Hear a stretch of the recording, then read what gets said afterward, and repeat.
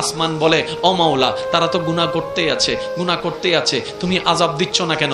জমিন বলে, মাওলা, তারা বড় পাপী, তাদেরকে আযাব দিয়ে ধ্বংস করে দাও। সূর্য বলে, মাওলা, তুমি আযাব দিচ্ছ না কেন? চন্দ্র বলে, মাওলা, তুমি আযাব দিচ্ছ না কেন? সুবহানাল্লাহ, জোরে বলেন না। চন্দ্র বলে, মাওলা, তুমি আযাব দিচ্ছ না কেন? মঙ্গল গ্রহ বলে, মাওলা, তুমি আযাব দিচ্ছ না কেন? জিব্রাইল বলে, মাওলা, ধ্বংস করে দাও না তাদেরকে। পাপ তো এমন পর্যায়ে চলে গিয়েছে, সন্তান পর্যন্ত মা বাবাকে হত্যা করতে দ্বিধাবোধ করছে না, হত্যা করতে দ্বিধাবোধ করছে না। বউ রেখে 3-4টা মেয়ের সাথে পরকিয়া করতে দ্বিধাবোধ করতেছে না। জেনার উপর জেনা করে যাচ্ছে, প্রেমের নামে জেনা করে যাচ্ছে মাওলা, সুদ করে যাচ্ছে, ঘুষ করে যাচ্ছে মাওলা। অন্যায় তো বেড়ে যাচ্ছে, পাপ তো বেড়ে যাচ্ছে, আদেশ অমান্য তো বেড়ে যাচ্ছে। ও মাওলা, আগের যুগের বান্দাদেরকে, নবীর উম্মতদেরকে তুমি আযাব দিয়েছো, সাজা দিয়েছো, তাদেরকে দিচ্ছ না কেন? তাদেরকে দিচ্ছ না কেন?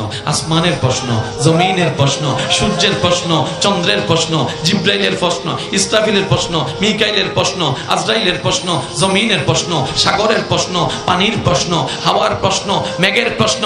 এবার রব্বে করিম বলে, শুনো শুনো, তোমাদের কথা সত্য। আগের যুগের যারা আছে তাদেরকে আমি আযাব দিয়ে ধ্বংস করে দিয়েছি, অমান্যতার কারণে, বেয়াদবির কারণে, গুনাহের কারণে, বেয়াদবির কারণে, গুনাহের কারণে, পাপের কারণে। কিন্তু এই জগৎ থেকে, এই জাতিকে আমি রব ধ্বংস করব না, কারণ মুস্তাফা নবীকে আমি ওয়াদা দিয়েছি, কথা দিয়েছি, কথা দিয়েছি, কথা দিয়েছি। কোরআন ডাক দিয়ে বলে, কোরআন ডাক দিয়ে বলে, কোরআন ডাক দিয়ে বলে, ওয়ামা কানাল্লাহু লিউআযিবাহুম ওয়া আনতা ফীহিম। ও রাসূল, যে জমিনে আপনি শুয়ে আছেন, যে জমিনে আপনি আছেন, আমি কেমনে আযাব দিতাম? তার মানে গুনাহ করার পরও আমি আযাব দিচ্ছি না, ধ্বংস করছি না, শুধু আপনি নবী মুস্তাফার কারণে। আল্লাহু আকবার।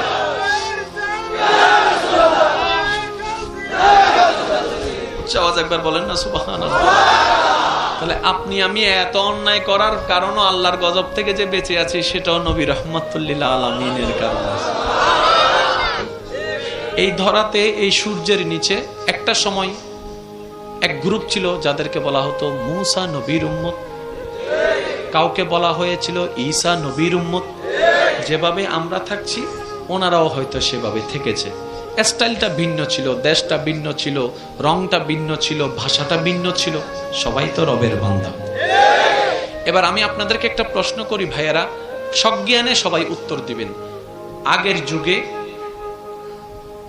যতজন বান্দা নবীর উম্মতরা ছিল, তাদের জন্য আমাদের মতো ঠিক কিছু বিধান, আদেশ, নিষেধ ছিল কি ছিল না?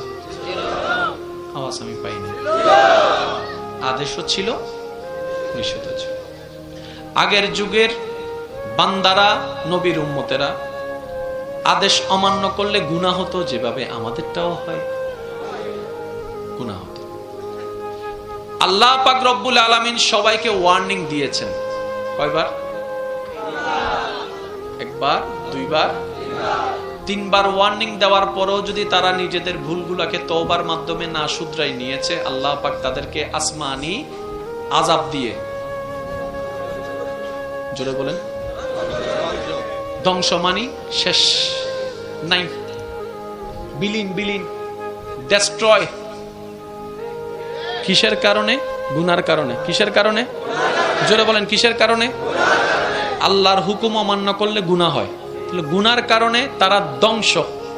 এবার আমি একটা প্রশ্ন করতে চাই আপনাদের সবার বিবেকের কাছে, আপনারা উত্তর দিবেন।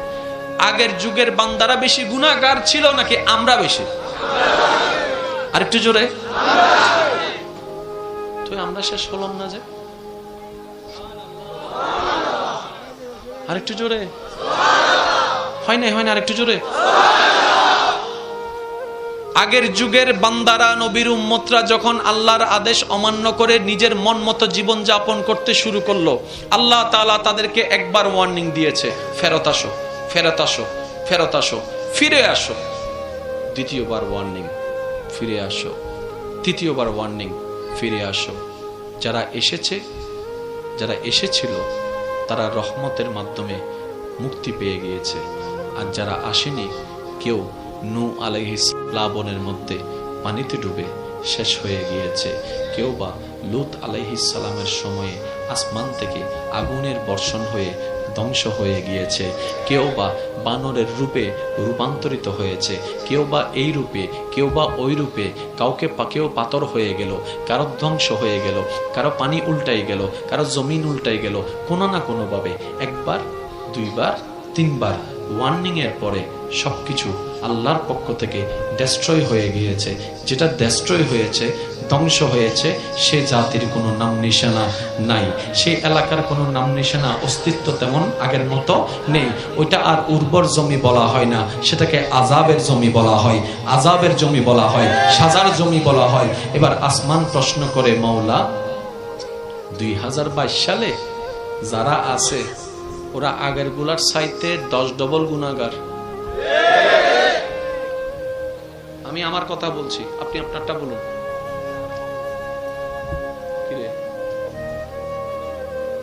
আসমান বলছে, মাওলা আমরা তো দেখেছি লূত আলাইহিস সালামের উম্মতকে অবাধ্যতার কারণে তুমি কিভাবে ধ্বংস করেছো।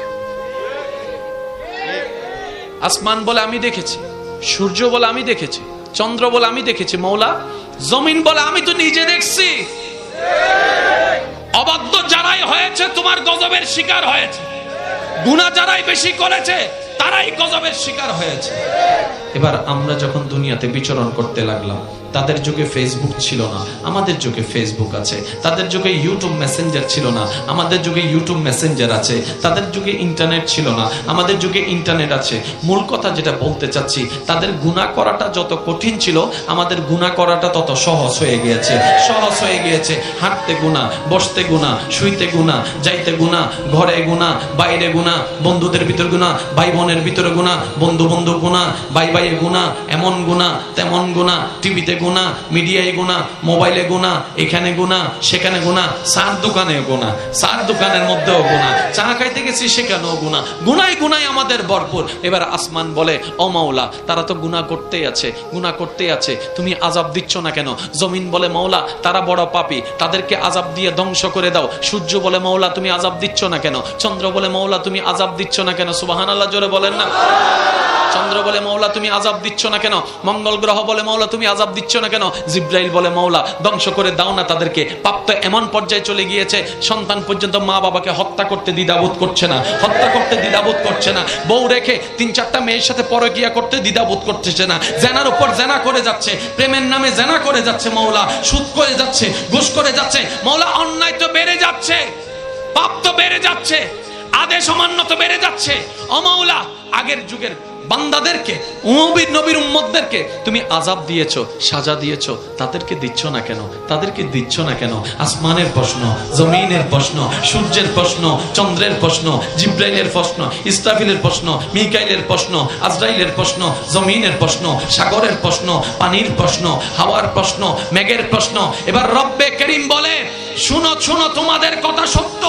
আগের যুগের যারা আছে তাদেরকে আমি আযাব দিয়ে ধ্বংস করে দিয়েছি, অমান্যতার কারণে, বেয়াদবির কারণে, গুনাহের কারণে, বেয়াদবির কারণে, গুনাহের কারণে, পাপের কারণে। কিন্তু এই জগৎ থেকে, এই জাতিকে আমি রব ধ্বংস করব না, কারণ মুস্তাফা নবীকে আমি ওয়াদা দিয়েছি, কথা দিয়েছি, কথা দিয়েছি, কথা দিয়েছি। কোরআন ডাক দিয়ে বলে, কোরআন ডাক দিয়ে বলে, কোরআন ডাক দিয়ে বলে, ওয়ামা কানাল্লাহু লিউআযিবাহুম ওয়া আনতা ফীহিম। ও রাসূল, যে জমিনে আপনি শুয়ে আছেন, যে জমিনে আপনি আছেন, আমি কেমনে আযাব দিতাম? তার মানে গুনাহ করার পরও আমি আযাব দিচ্ছি না, ধ্বংস করছি না, শুধু আপনি নবী মুস্তাফার কারণে। আল্লাহু আকবার।